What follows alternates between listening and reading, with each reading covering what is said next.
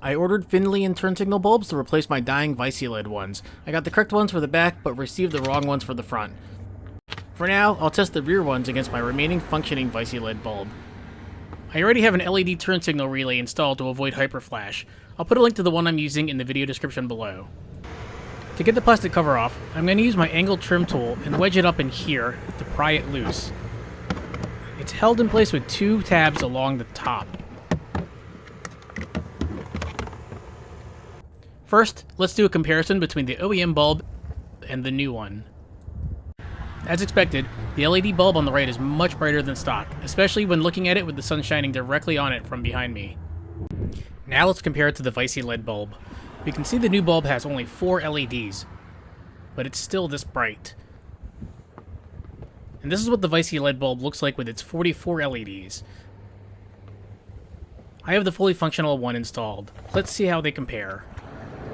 The new bulb, with only 4 high-powered LEDs, is just as bright as the old one. Now to install the other one. The Phinlion bulb is small enough that I have no issues getting it into the housing, unlike the bulky Viesyleds. With both these bulbs installed, there should be no reason at all for someone not to see your hazard lights or use signaling to change lanes. The correct replacement front bulbs finally showed up, so let's get them installed. Just reach behind for the innermost bulb and rotate the base counterclockwise.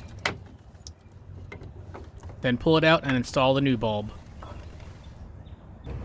Now let's check the temperature because I feel the heat is what killed my old bulbs.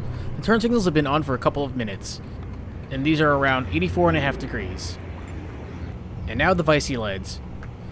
153.8 degrees, or about 69 degrees hotter. I've had these bulbs installed now for over 4 months and I haven't had any issues.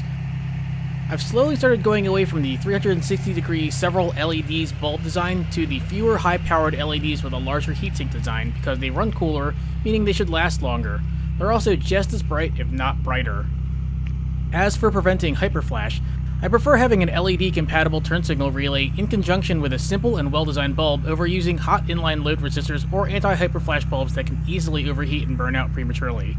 I'll include links to where you can get these bulbs from in my video description below, as well as info on the turn signal relay I'm using.